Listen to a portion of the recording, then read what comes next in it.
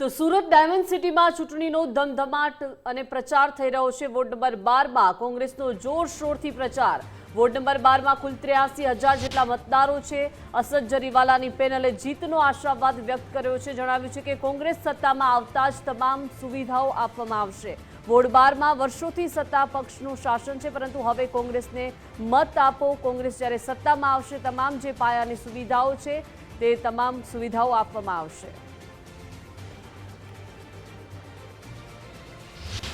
સ્થાનિક સ્વરાજ્યની ચૂંટણીને ગણતરીના દિવસો બાકી રહ્યા છે અને દરેક રાજકીય પક્ષો જીતના કાવા દાવા કરી રહ્યા છે, ત્યારે શું છે જનતાનો મિજાજ અને ઉમેદવારોને કઈ રીતનો મળી રહ્યો છે પ્રતિસાદ, તે જાણવા ગુજરાત ફર્સ્ટનો સ્ટુડિયો ઓન વ્હીલ્સ જનરત પહોંચ્યો છે સુરતના વોર્ડ નંબર 12માં, કે જ્યાં ઉમેદવારો જોડે સીધી વાત કરવાનો પ્રયત્ન કરીશું। જી, આપનું નામ?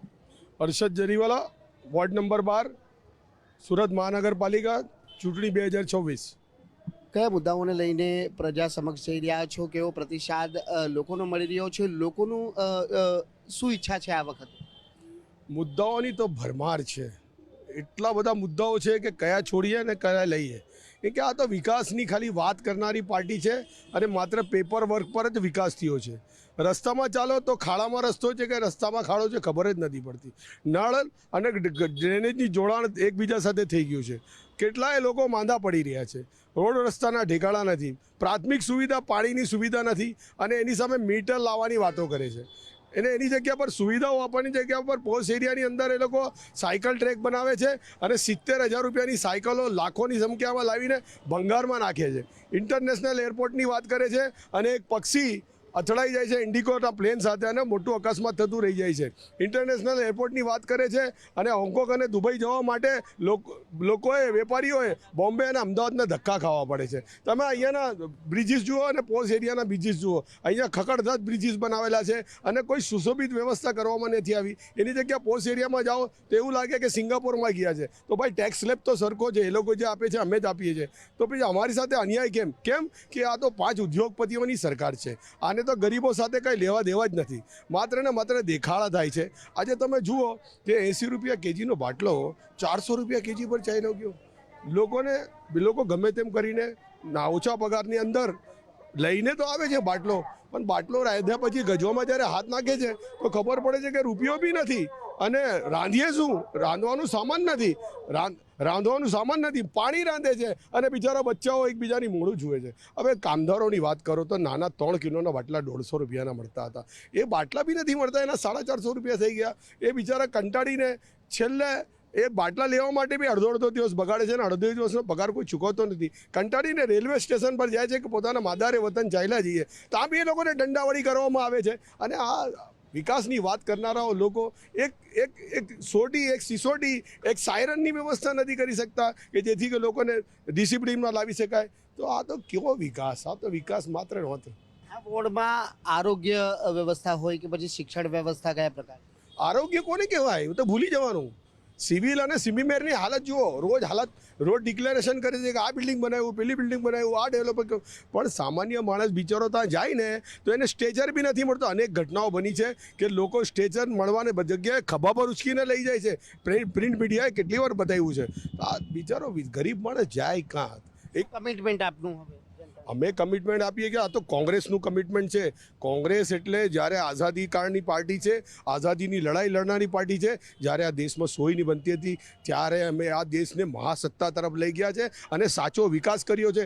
અનેક GIDC, GNFC અને અનેક સ્કૂલો, અનેક સંસ્થાઓ કોંગ્રેસે બનાવેલી છે અને મનમોહન સિંહનો માસ્ટર સ્ટ્રોક સરકાર જોયેલું છે કે જ્યારે ઓપન વાઇડ પોલિસી લાવીને આ સમગ્ર વિશ્વમાં જ્યારે ભારતને ઇન્ટરનેશનલ મોનેટરી ફંડ પૈસા નહીં આપવા માંગતો હતો, એ દિશામાં જ્યારે ઓપન વાઇડ પોલિસી લાવીને દેશને વિકાસ તરફ લઈ ગયા। મહિલા ઉમેદવાર પર છે, આપનું નામ? હું ડૉક્ટર પ્રીતિ સદાદિયા, પ્રજાપતિ। શું કહેશો, આ વોર્ડ છે તે કઈ રીતે વિકાસ અથવા તો મૂળભૂત પાયાની સુવિધાથી છે હાલ ઝંખી રહ્યો છે? વોર્ડ નંબર 12ની અંદર મૂળભૂત પાયાની જરૂરિયાતો આજ દિન સુધી જોવા જ નથી મળી। અમે જ્યારે ડોર ટુ ડોર જઈએ છીએ ત્યારે જોઈએ છીએ કે રસ્તાઓ એકદમ ખાડાઓથી ભરેલા છે। ખાડામાં રસ્તો છે કે રસ્તામાં ખાડા છે ખબર જ નથી પડતી। આ ખરેખર સુરત ખાડા સુરત કરી નાખ્યું હોય એવું દેખાઈ રહ્યું છે. કચરા સુરત અહીંયા દેખાઈ રહ્યું છે વોર્ડ નંબર 12 ની અંદર. સ્વચ્છ સુરત, સુંદર સુરત જે કહેવાતું હતું એની બદલે હવે કચરા સુરત અહીંયાથી અમને દેખાઈ રહ્યું છે. આપણે સૌએ જોયું કે જે ખજોદમાં 3-4 દિવસ સુધી એક ધારી જે આગ લાગેલી હતી, જે આજે પણ સળગી રહી છે અને એને કૌભાંડમાં આ લોકો પરિવર્તિત કરી રહ્યા છે. તો આ કઈ રીતે સુરતને સ્વચ્છ સુરત કહી શકાય? કઈ રીતે પહેલો નંબર લાવી શકાય છે આખા દેશમાં? આ એક બહુ મોટો ભ્રષ્ટાચાર છે. ખાસ કરીને અહીં છેલ્લા કેટલાક ટર્મથી ભાજપનું શાસન રહ્યું છે, તો શા માટે અન્ય વિકલ્પ લોકોએ નથી આપ્યા? ભાજપ તો એમની ગુંડાગીરી માટે ફેમસ છે, ભ્રષ્ટાચાર માટે ફેમસ છે. ગમે એ રીતે ગફલા કરીને લોકોને ધાક ધમકીથી ડરાવી ધમકાવીને પણ પોતે જીતી જાય છે. પૈસાઓ આપીને, લાલચ આપીને મતો ખરીદવાની એ લોકોની સ્ટ્રેટેજી ચાલી રહી છે. એમ કરીને પણ એ જીતી શકે છે. પણ આ વખતે વોર્ડ નંબર 12 ની જનતાએ મજબૂત મનોબળ બનાવીને એક નિર્ધાર કર્યો છે કે આ વખતે તો કોંગ્રેસ જ જીતે અને આખી પેનલ અમારી કોંગ્રેસની અહીંયા વોર્ડ નંબર 12 માંથી જીતી રહી છે. કેવી રીતનું પરિવર્તન ઈચ્છી રહી છે? અહીંની જનતા સુખાકારી માટે જે સ્થાનિક સ્વરાજ્યની ચૂંટણી છે એમાં ઉમેદવારો પાસેથી માંગણી કરે છે કે અમને પીવાના સ્વચ્છ પાણીની વ્યવસ્થા પૂરી પાડો, જે આજ દિન સુધી હજી નથી મળતા. જીવડાવાળા પાણી આવે છે, ગટર અને પીવાના પાણીની મિક્સ થઈને આવી રહ્યા છે. રોગચાળા ફાટી નીકળ્યા છે, રોડ રસ્તા ખરાબ છે, સુમન શાળાઓ આ વોર્ડની અંદર નથી, આરોગ્ય માટે, હેલ્થ સુવિધા માટે કોઈ આરોગ્ય કેન્દ્ર નથી સારી રીતે. તો એ લોકો અમારી પાસેથી માંગણી કરે છે કે અમારા વોર્ડની અંદર આ બધું અમને સુવિધા પાડો, જે અમે કરવા માટે તત્પર છીએ.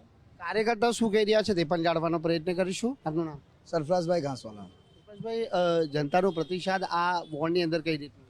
જનતાનો પ્રતિસાદ તમે જોઈ લો કે જ્યારે આ વોર્ડ જે સતત કોંગ્રેસ શાસિત હતો અને છેલ્લા 30 વર્ષથી અહીંયા સુરત મહાનગરપાલિકાની સત્તા છે, સત્તા હોવા છતાં આ જે વિસ્તાર છે એ સુરત મહાનગરપાલિકાના 2 કિલોમીટર રેડિયસની અંદર આવે છે, છતાં તમે અહીંયા કોઈ વિકાસ ના જોશો. તમે અહીંયા ગ્રીલ જોશો તો તમને ખખડધજ દેખાશે, તમે રોડ રસ્તા જોશો તો ખખડધજ દેખાશે. અહીંયા રસ્તામાં તમે જે બી ઘરમાં તમને જો પાણી ખરાબ આવતું દેખાશે. એટલે એ આ સુરત મહાનગરપાલિકા, એના શાસકો અને ભારતીય જનતા પાર્ટીના જેટલા બી કોર્પોરેટર છે એની નિષ્ફળતા અહીંયા સાબિત થાય છે. અને બેવડું જ વલણ દેખાય છે. કેમ બેવડું વલણ? કે અહીંયા આ દરેક વ્યક્તિ આ વિસ્તારનો જે વધુમાં વધુ ટેક્સ ભરતો છે, જેટલો પીપલોદવાળો ટેક્સ ભરે છે એટલો જ અહીંયા સેન્ટ્રલ ઝોનનો વ્યક્તિ ટેક્સ ભરે છે, છતાં તમામ સવલતો જે ભારતીય જનતા પાર્ટીને વફાદાર કહો કે એ લોકોના પ્રેરિત મતદારો એ લોકોને આપવામાં આવે છે. અને આ વિસ્તાર જ્યાં લોકો મૂળ સુરતીઓ છે, મૂળ મુસ્લિમો છે, દલિતો છે, જે પરપ્રાંતીય લોકો છે, અમારા પાટીદાર લોકો છે, એ લોકોને સુવિધાથી વંચિત રાખવામાં આવે છે. આવો બેવડો વલણ સુરત મહાનગરપાલિકાના લોકો શાસકો જે છે. હવે આ જનતા વારે વાર કોંગ્રેસને મત કરે છે. આ વખતે તો નિર્ધાર કરી લીધો છે કે આ ભ્રષ્ટાચાર ભાજપ જે બ્રિજોની અંદર ભ્રષ્ટાચાર કરે છે, કચરા પેટીમાં ભ્રષ્ટાચાર કરે છે, ડોર ટુ ડોરની ગાડીમાં ભ્રષ્ટાચાર કરે છે, રોડ રસ્તામાં ભ્રષ્ટાચાર કરે છે, ગટરની પાઇપોમાં ભ્રષ્ટાચાર કરે છે, બોર્ડ બેનરોમાં ભ્રષ્ટાચાર કરે છે, ત્યાં સુધી લોકોના પગારની અંદર પણ ભ્રષ્ટાચાર કરે છે.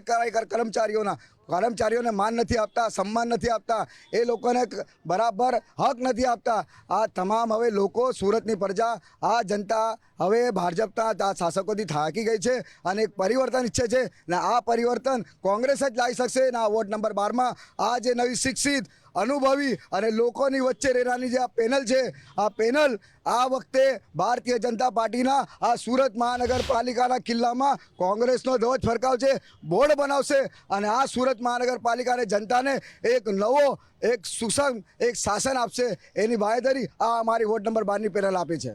તો બિલકુલ છેલ્લા 30 વર્ષથી સુરત મહાનગરપાલિકાના અંદર ભાજપનું શાસન રહ્યું છે અને અહીંના કોંગ્રેસના ઉમેદવાર જે પ્રમાણે જણાવી રહ્યા છે કે પીવાનું શુદ્ધ પાણીથી લોકો વંચિત છે. અવારનવાર પાણીની સમસ્યાઓ ચાલી આવી છે. પછી બ્રિજ સિટી તરીકે ઓળખાતા શહેરમાં બ્રિજ પણ ખખડધજ બની રહ્યા છે. આવી અનેક મૂળભૂત પાયાની સમસ્યાઓ છે અને આ સમસ્યાઓથી લોકો અહીં છે તે હાલ છે તે ઘણા સમયથી સામનો કરતા આવ્યા છે. ત્યારે આ વખતે અહીંની પ્રજા છે તે પરિવર્તન ઈચ્છી રહ્યા છે. પરંતુ હવે જોવાનું એ રહે છે કે સ્થાનિક સ્વરાજની આ ચૂંટણીની અંદર જનતાનો મૂડ છે તે કોના તરફ રહે છે. કેમેરામેન અંકિત સાથે રાકેશ ભટ્ટ, ગુજરાત ફર્સ્ટ, સુરત.